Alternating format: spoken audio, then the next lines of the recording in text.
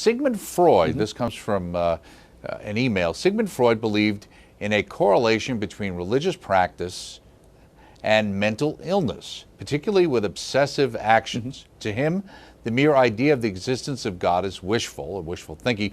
Please talk about this. Alvin from Virginia. Okay, this isn't the hard science now, a little more the soft science idea. Now, a lot of Freud's opinions have been debunked even by the psychiatry these days, but what about that? Yeah, you're correct, Alan.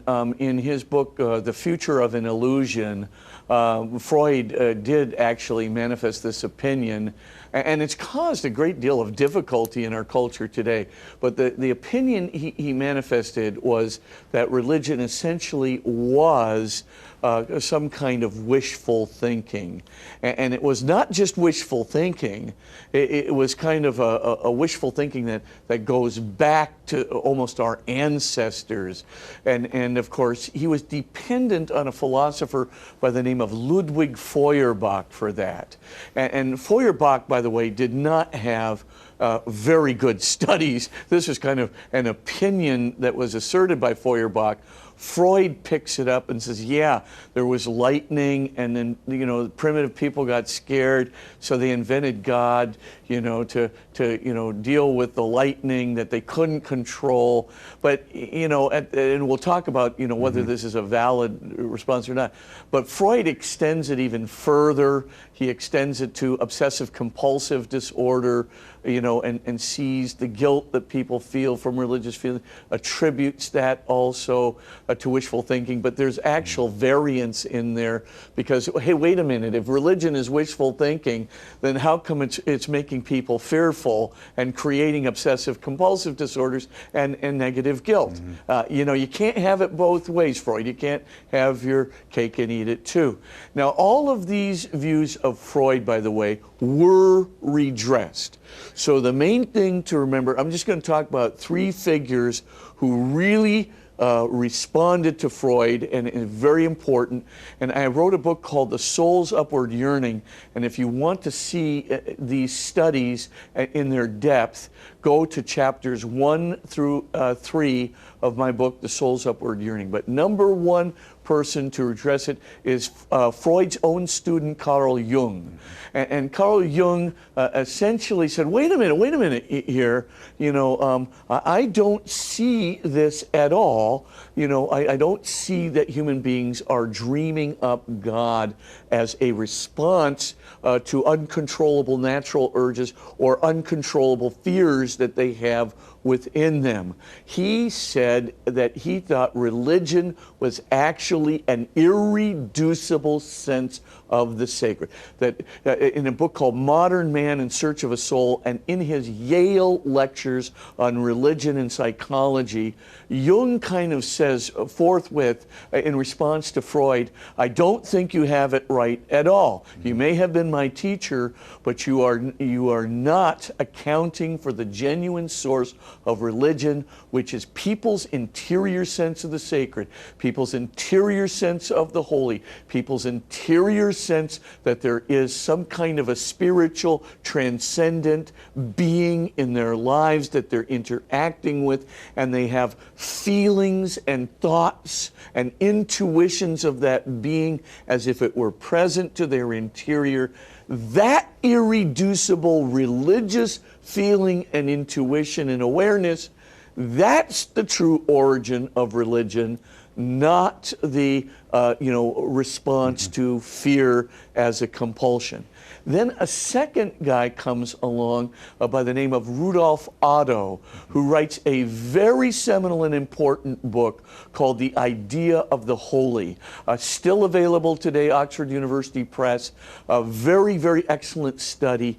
And what he shows is that 98% of the people in the world actually, he goes through, he studies all kinds of religions, all kinds of religious people, but he's not just doing a Pew survey. By the way, the Pew survey shows even today that 84% of the people in the world are religious, and just about 25 years ago, that percentage was near to 90% of the world was religious. So, Otto is not just, speaking off the cuff here.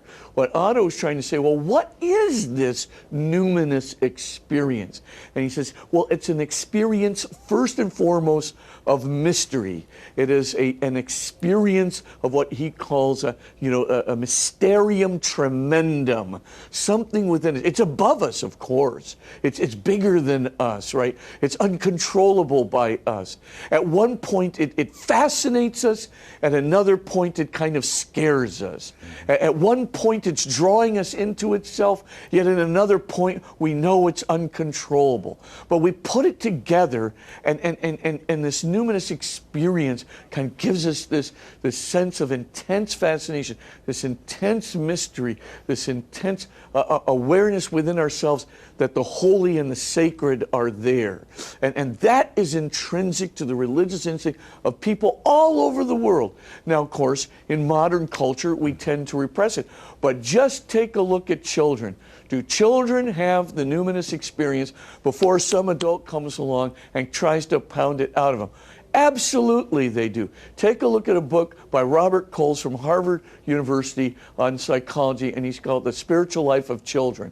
And just take a look at the evidence that the numinous or the sacred is present as a religious kind of intuition that's fundamental to children. And if you allow it to be fundamental into adulthood, which most cultures do, of course, there are some subcultures in the United States and Europe that don't allow this to happen, right? They try and drum it out of people at adolescence, right, through the academic establishment or something else. But if you allow it to happen, people are naturally religious because the numinous experience is there. But the most important thing that Otto found is that the numinous experience, by the way, correlating his studies with the great American psychologist William James, found that the numinous experience was irreducible. It was not what Freud thought, that it was a function of a reaction to fear of the uncontrollable, to fear of interior intuitions or natural forces outside of me that were uncontrollable. But it was an irreducible sense of the mysterious, the fascinating, the sacred, the beautiful. Then a third thinker comes along, and this guy's name is Mircea Eliade. The guy's a genius. And essentially, he's a Romanian guy, brilliant guy. By the way, he edits all by himself the entire Macmillan Encyclopedia of Religion. Now, here's a guy who really knows what he's talking about in terms of the diversification of religion and its expression and how it works. I mean, Feuerbach, are you kidding me? Feuerbach didn't know anything. Feuerbach studied absolutely, very little of diverse religions. Freud studied very little, right? These were hip-shoot opinions, the worst kind.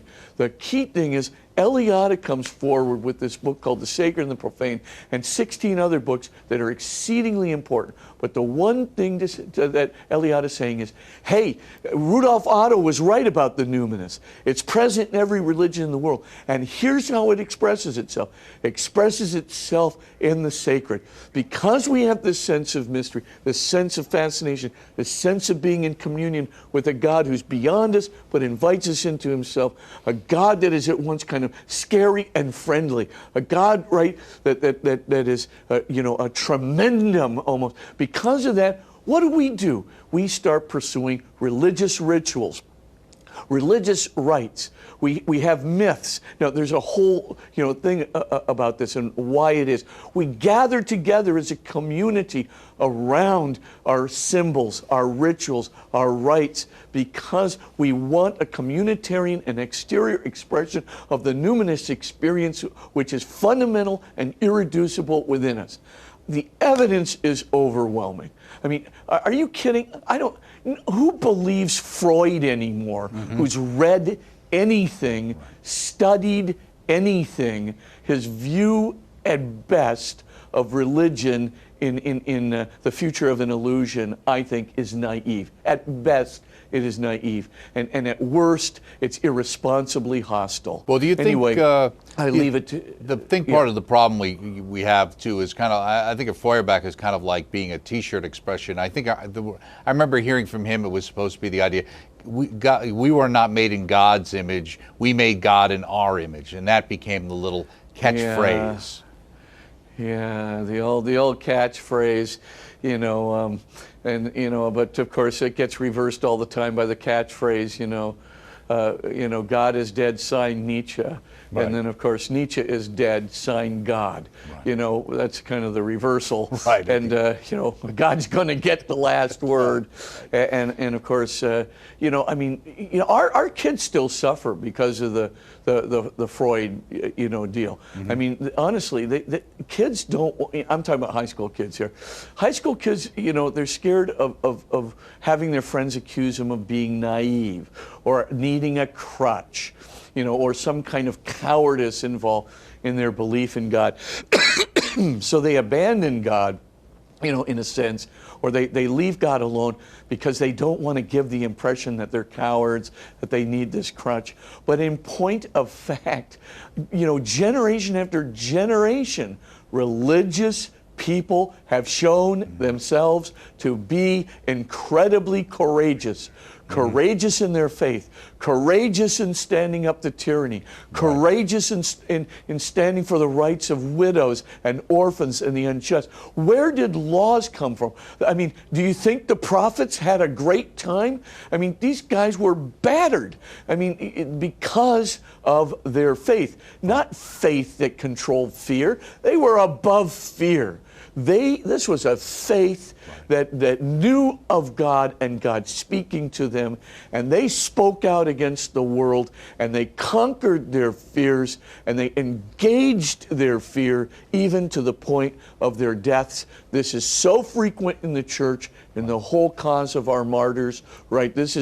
Our martyrs are people who are not avoiding fear, who are not little cowardice, sniveling little people. They were incredibly strong people in the faith in Jesus Christ, and they gave their lives as an example not only of their faith, but an example for the world of what the world needs before it turns itself upside down.